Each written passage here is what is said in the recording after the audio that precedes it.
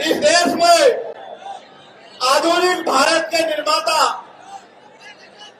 सामाजिक न्याय के सबसे बड़े प्रोदा राष्ट्रपिता ज्योतिबा फूले ने सामाजिक न्याय के आंदोलन को आगे बढ़ाने का काम किया, सामाजिक परिवर्तन के आंदोलन को आगे बढ़ाने का काम किया। उनके जाने के बाद छत्रपति साहू जी महाराज ने, जो कुर्मी वंश के थे, उन्होंने उनके फॉर्मूले को लागू कराने का काम किया और 50% आरक्षण की व्यवस्था 1902 में करके दी। प्यारे साथियों, उनके जाने के बाद उसी कारवां को बाबा साहब अम्बेडकर ने आगे बढ़ाया और भारत का संविधान लिखकर, और संविधान में मुझे, आपको और देश के किसान, मजदूर, तमाम जाति धर्मों के लोगों को, हर जाति मजहब की महिलाओं को बराबर के अधिकार देके उस कारवां को आगे बढ़ाने का काम किया। लेकिन जब सन 1956 में बाबा साहब अम्बेडकर 6 दिसंबर को हमें छोड़ के चले गए, तो जब वो चले गए तो उनके विचार का प्रसार रुक गया। तो फिर उनके जाने के बाद जो लोग उनका आंदोलन चला रहे थे, उन्होंने कमजोर इच्छा शक्ति दिखाई, उनके आंदोलन को आगे बढ़ाने में दिलचस्पी कम दिखाई। तो पंजाब में जन्मे क्लास 1 के अधिकारी, साइंटिस्ट रहे मान्यवर साहब श्री काशीराम, जो बाबा साहब से कभी मिले नहीं, जिन्होंने बाबा साहब के जीते जी बाबा साहब को जाना समझा नहीं, जो बाबा साहब के जिले प्रदेश में पैदा नहीं हुए, जो बाबा साहब अम्बेडकर के आगे काम नहीं करते थे, नौकरी करते थे, लेकिन बाबा साहब के जाने के बाद जब महामानव तथागत गौतम बुद्ध के अवकाश के जयंती के अवकाश में और बाबा साहब अम्बेडकर की प्रकाश पर्व के अवकाश पर जब एक बार मान्यवर दीना बाना वाल्मीकि साहब लड़ रहे थे और उन्होंने काशीराम साहब से कहा कि आप तो क्लास 1 के अधिकारी हो, मैं चपरासी हूं, आप इस बात को कहोगे तो छुट्टी हो जाएगी, तो हम अपने बच्चों के साथ महापुरुषों की जयंती का कार्यक्रम मनाने जाएंगे। मान्यवर काशीराम साहब बोले कि ये बाबा कौन है, तो उन्होंने बाबा साहब अम्बेडकर की एक किताब एनिलेशन ऑफ कास्ट उनको दे दी। एक रात में 3 बार किताब पढ़ने के बाद इतना बड़ा हृदय परिवर्तन हुआ कि मान्यवर साहब काशीराम साहब ने नौकरी को लात मार दी, ठोकर मार दी और बाबा साहब के रुके हुए काम को पूरा करने के लिए नौकरी छोड़कर निकल गए। प्यारे साथियों, जिस नाम को लोग भूल गए थे, जिस नाम की चर्चा बंद हो गई थी, जिस नाम के विचार को रोक दिया गया था साजिश करके, उन बाबा साहब अम्बेडकर के विचार को घर घर जाके मान्यवर साहब श्री काशीराम ने पूरे देश में जन जागरण का अभियान चलाया। लगा प्यारे साथियों, ये बात मैं आपको क्यों कह रहा हूं, क्योंकि मान्यवर साहब श्री काशीराम 2006 में हमारे बीच से चले गए थे। 2006 में जो महामानव चले गए, उनके जाने के बाद आज 2026 में ये आलम है कि Bharatiya Janata party, Congress party, Samajwadi party और अन्य पार्टियां भी मान्यवर साहब श्री काशीराम जी की जयंती का कार्यक्रम कर रही है, उनकी जयंती को मनाने का काम कर रही है। मैं इसके लिए आपको बधाई देता हूं। 2006 में जो व्यक्ति चला गया, उसके बाद 2026 में 20 साल बाद उनकी याद क्यों आई, इसके पीछे कारण है, मैं आपको बताना चाहता हूं। कारण यह है कि बाबा साहब अम्बेडकर का कारवां रुकावट काम किया। आज हालत ऐसी आ गई है कि जो लोग बाबा साहब का, काशीराम साहब का नाम नहीं लेते थे, आपकी पार्टी के बढ़ते प्रभाव को देखकर आज वो काशीराम साहब की जयंती के कार्यक्रम जो है उत्तर प्रदेश में कर रहे हैं। आपको देखना समझना चाहिए कि आपके संघर्षों ने कितना बड़ा परिवर्तन कर दिया। प्यारे साथियों, वरना 2006 के बाद 2007, 8, 9, 10, 11, 12, 13, 14, 15, 16, 17, 18, 19, 20, 21, 22, 23, 24-25 क्या मजबूरी थी कि काशीराम दिखाई नहीं दिए? काशीराम इसलिए दिखाई नहीं दिए क्योंकि चुनाव आ रहा है, आपको वोट चाहिए। और आजाद समाज पार्टी काशीराम के संघर्ष से पहले प्रभुजन सम्मेलन और अब ये भाईचारों के कार्यक्रम से उत्तर प्रदेश की गली गली में आजाद समाज पार्टी काशीराम की चर्चा हो रही है। और मानव साहब काशीराम कहते थे कि आंदोलन कोई चला सकता है, दल कोई बना सकता है, बहुजन समाज बना के दिखाओ, तभी मैं मानूंगा कि आप महापुरुषों के कारवा को आगे बढ़ाने का काम कर रहे हैं। मैं गर्व से कह सकता हूं, मेरे भाइयों बहनों, मेरे बहुजन समाज के हिस्सेदारों, पहरेदारों, आज इस मंच पे दलितों, पिछड़ों, आदिवासियों, मुसलमानों का, ईसाइयों का, जैनों का, बौद्धिस्टों का, सिखों का जमावड़ा लगा हुआ है। ये इस बात का उदाहरण है कि हमने सिर्फ राजनीतिक दल नहीं बनाया, हमने बहुजन समाज बना के दिखाने का काम उत्तर प्रदेश में किया। प्यारे साथियों, अभी तो हम लोग बहुत जल्द पिछड़ा वर्ग सम्मेलन करेंगे। उसके बाद जो कार्यक्रम रुक गया था, मुस्लिम समाज की समस्या और समाधान, उस कार्यक्रम को भी आगे बढ़ाने का काम करेंगे हिस्सेदारी का। तो अभी तो देखो, अभी तो काशीराम साहब याद आ रहे हैं कि भीम आर्मी आजाद समाज पार्टी ये नकली महापुरुषों को मानने वालों के सपने में भी आएगी। मेरी बात को आप याद रखना। ये हमारे भाइयों के मानवर काशीराम साहब के नाम पे जो और भी फारसी विद्यालय बना हुआ है, उसका नाम बदलने का काम उसी पार्टी ने किया। और तो प्यारे साथियों, मेरे सहारनपुर जिले में मानवर काशीराम साहब के नाम पे बने मेडिकल कॉलेज का नाम भी उसी पार्टी के लोगों ने, नेताओं ने बदलने का काम किया, कुंठित मानसिकता की वजह से। और तो प्यारे साथियों, मान्यवर काशीराम साहब की जयंती में करने का काम उसी सोच के लोगों ने, उसी दल के लोगों ने, कुंठित मानसिकता के लोगों ने किया। प्यारे साथियों, एक पार्टी के नेता लखनऊ में आके बोले कि अगर मेरे नाना जी जिंदा होते तो काशीराम साहब हमारी पार्टी से मुख्यमंत्री होते। मैं आपको कहना चाहता हूं, मैं गारंटी दे सकता है एफिडेविट के साथ कि उन्होंने मान्यवर काशीराम साहब का नाम जाना है, काशीराम साहब का किरदार नहीं जाना। जिस महापुरुष ने राष्ट्रपति के पद को ठोकर मार दी थी, वो आपकी पार्टी से मुख्यमंत्री बनने के लिए तैयार होते। कैसी गलतफहमी में आप लोग रहते हो? वो तो ऐसी शख्सियत थी कि ये कहते थे कि मेरा निशाना दिल्ली की तरफ है, मुझे दिल्ली में प्रधानमंत्री बनाना है, जिसके वजह से मैं बहुजन समाज के लोगों का उत्थान कर पाऊं, सामाजिक परिवर्तन, आर्थिक मुक्ति के आंदोलन को कामयाब कर पाऊं, अपने गरीब समाज के आंसू पोंछ पाऊं और अपने गरीब समाज को मुख्य धारा में ला पाऊं। इसलिए प्यारे साथियों, हमने और आपने ये बात ध्यान रखनी है जो काशीराम साहब कहते थे। काशीराम साहब ये कहते थे कि विरोधी दुश्मन का काम है कि वो हमें गुमराह करेगा। जब वो हमें गुमराह करेगा तो हमारा भी काम है कि उसका काम है हमें गुमराह करना, और हमारा काम है ना गुमराह होना, ना अपने लोगों को गुमराह होने देना। अगर हम उनकी बातों में आ गए तो वही होगा जो 2012 से पहले हुआ कि लोकसभा में प्रमोशन में रिजर्वेशन का बिल फटेगा और दलित आदिवासी समाज के कर्मचारी अधिकारियों के अधिकारों पे हमला होगा। प्यारे साथियों, ये दल उस दिन कहा थे जब एक बाबा ये कह रहा था कि मरे मुलायम काशीराम प्रेम से बोलो।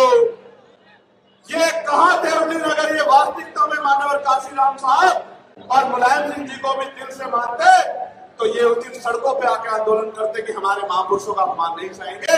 अकेला चंद्रशेखर खड़ा था जिसने उन बाबा को कहा कि हैसियत में रहना, अगर हमारे महापुरुषों पे टिप्पणी करोगे तो ऐसा इलाज किया जाएगा कि भागने की जगह भी नहीं मिलेगी। अकेला चंद्रशेखर था इस बात को।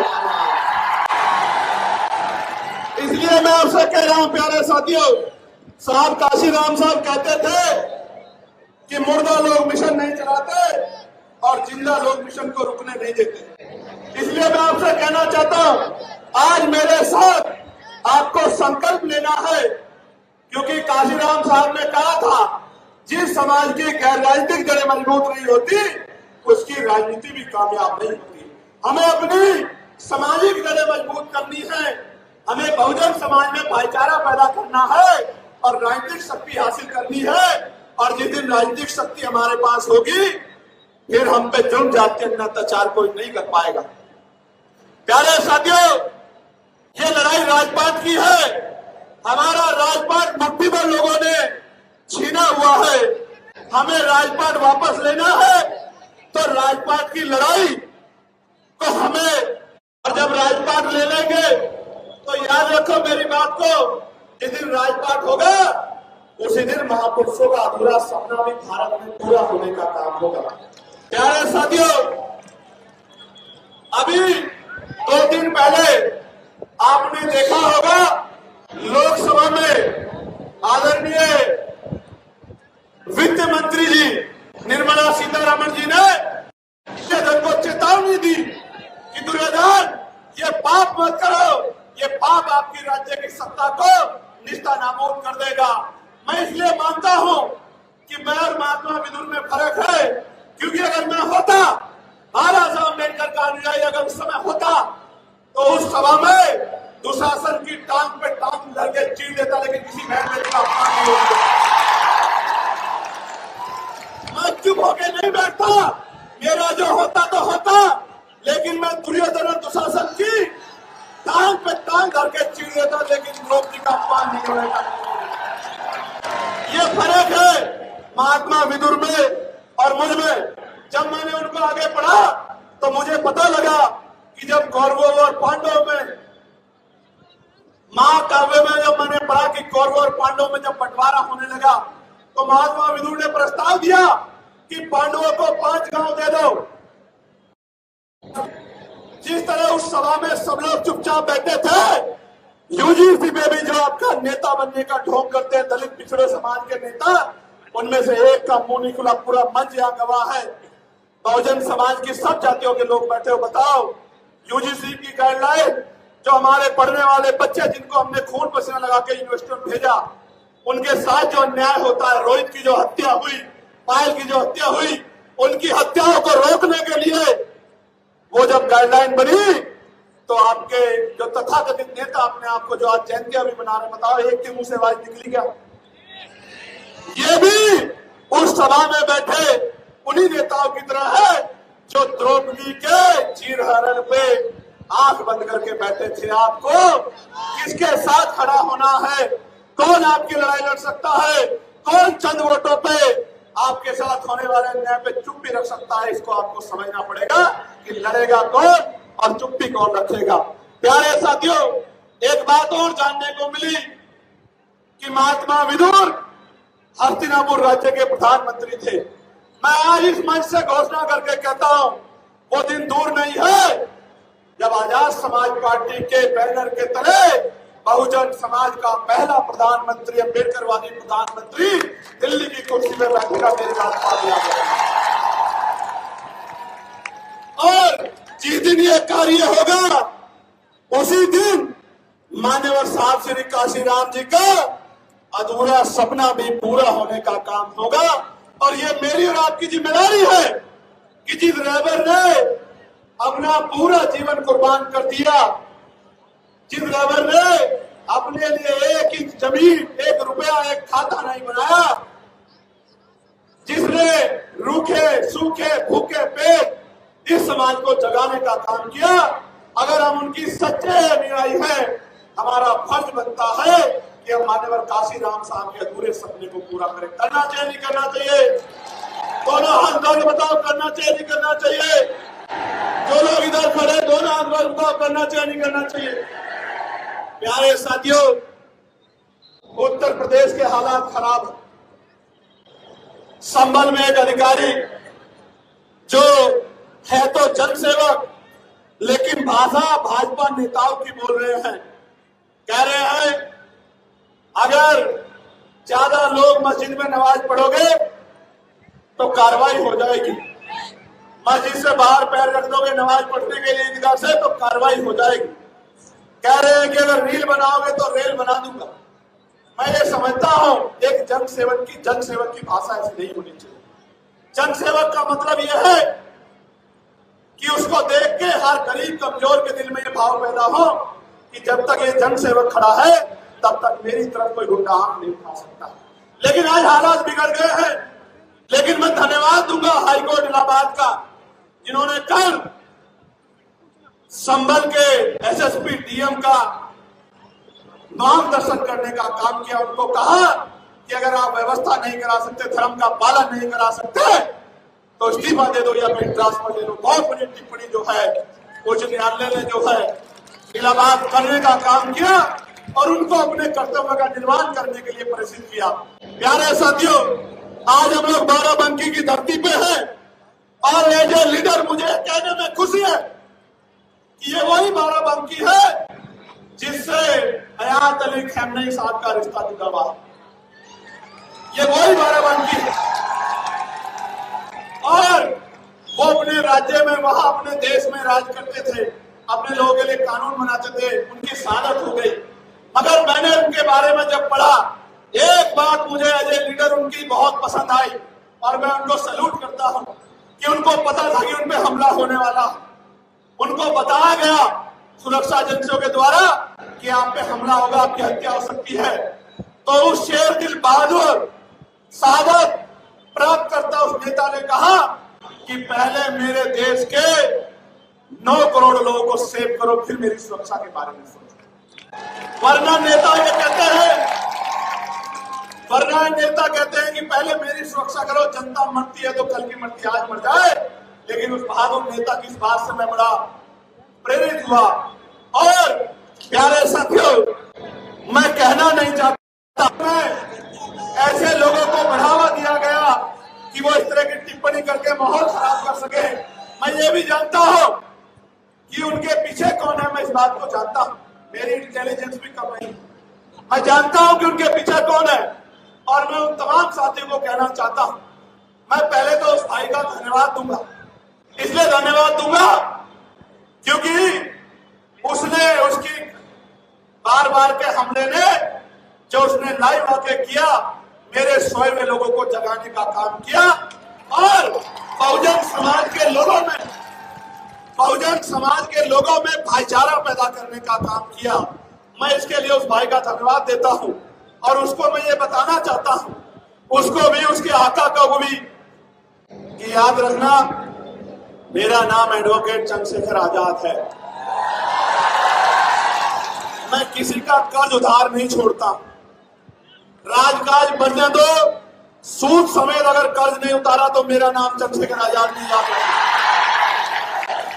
अरे साथियों, मैं इसलिए नहीं कहना चाहता उन लोगों पे कुछ भी, क्योंकि वो एक सोची समझी साजिश से काम कर रहे हैं।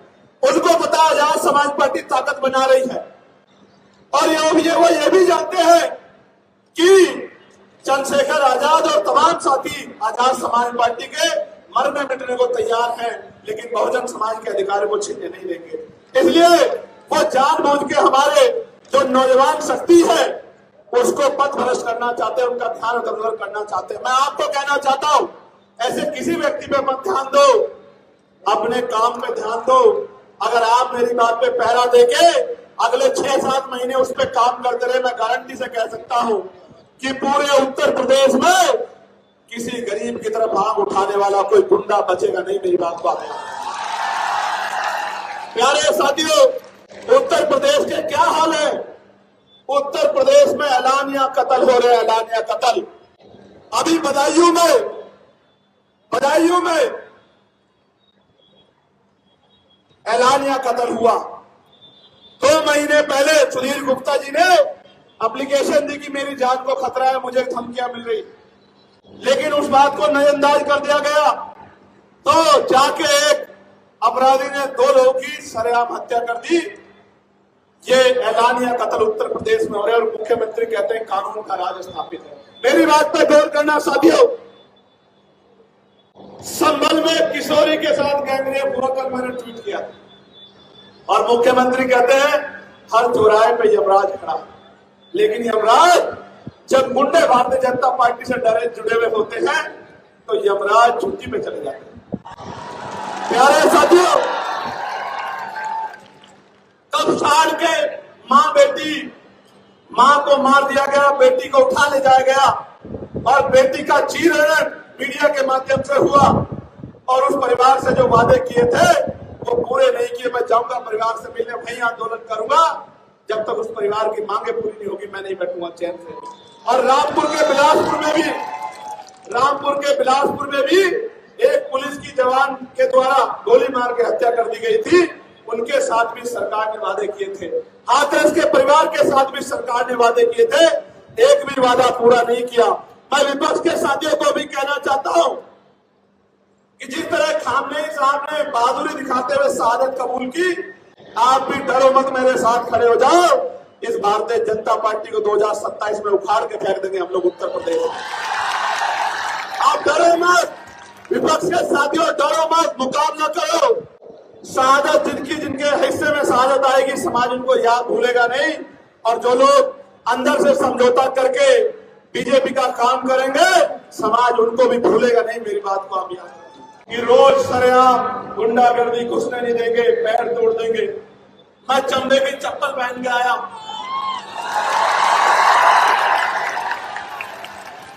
और भीम आर्मी का, आजाद समाज पार्टी का झंडा और डंडा दोनों इतने मजबूत हैं।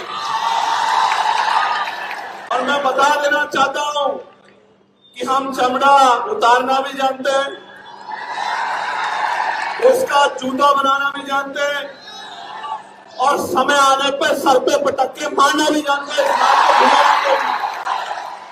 प्यारे साथियों, हमें ऐसे गैर जिम्मेदार लोगों की बातों में आके जिस तरह की गैर जिम्मेदारी यहाँ के कुछ अति ऊर्जावान और गैर जिम्मेदार नौजवानों ने दिखाई, किसी के इशारे पे उनकी बातों में आके हिंसा के और असंवैधानिक रास्ते पे नहीं जाना। मुझसे वादा करो ऐसे हाथ आगे करके कि ऐसे गुंडों के चक्कर में नहीं पड़ोगे और अनुशासन में रह के संवैधानिक दृष्टिकोण से महापुरुषों के रास्ते पे चलने का काम करो। पक्का?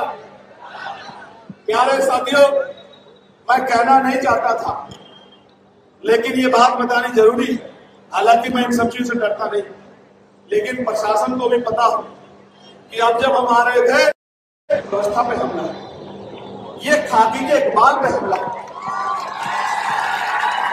ये उत्तर प्रदेश के मुख्यमंत्री के साथ में वो जो तुरंत खाए वाले भाषण देते हैं उनके भाषणों पे हमला है। हम तो सत्ता में नहीं है, लेकिन सत्ता द्वारा पोषित गुंडे अगर इस तरह का कार्य करते हैं तो वो मुख्यमंत्री को चैलेंज करते हैं, उनकी कानून व्यवस्था को चैलेंज करते हैं। हमको नहीं कर सकते। हम तो संविधान को मानने वाले लोग हैं। मैं आपको कहना चाहता हूं, जिस दिन से हम लोगों ने मोर्चा लिया है जानबूझ के हमारे खिलाफ इस तरह के भाषण की, भाई हम किसी धर्म के इष्टों को, भगवानों को आपत्तिजनक शब्द कहते हैं, हम एक धर्म के खिलाफ इस तरह की बातें करते हैं, इस तरह का जानबूझ के हमारी शक्ति जो आजाद समाज पार्टी की ताकत बढ़ रही है उससे डर के इस तरह का दुष्प्रचार किया जाता। मैं गारंटी देता हूं, मैं वकील हूं। 15 मार्च 2020 को हमने राजनीतिक दल की स्थापना गौतम बुद्ध नगर में की। एक स्टेटमेंट आप मुझे दिखा दो, मैं वकील, मैं बाबा साहब अम्बेडकर को मानने वाला व्यक्ति, मैं किसी धर्म पे टिप्पणी नहीं करता, मेरा काम नहीं है। मेरा काम एक ही काम है कि चाहे मेरे शरीर में लहू का आखिरी कतरा भी खत्म हो जाए, मैं इन गरीबों को इनका हक दिला के रहूंगा, इनके घर में उजाला करके। इसलिए नेशनल दस्तक की आपसे गुजारिश है कि अगर इसको बचाना चाहते हैं तो नेशनल दस्तक को सब्सक्राइब करने के लिए रेड कलर के सब्सक्राइब बटन को दबाएं, फिर बेल आइकन की घंटी दबाएं। नेशनल दस्तक को बचाने के लिए बहुत जरूरी है कि हर खबर को शेयर करें, लाइक करें, कमेंट जरूर करें।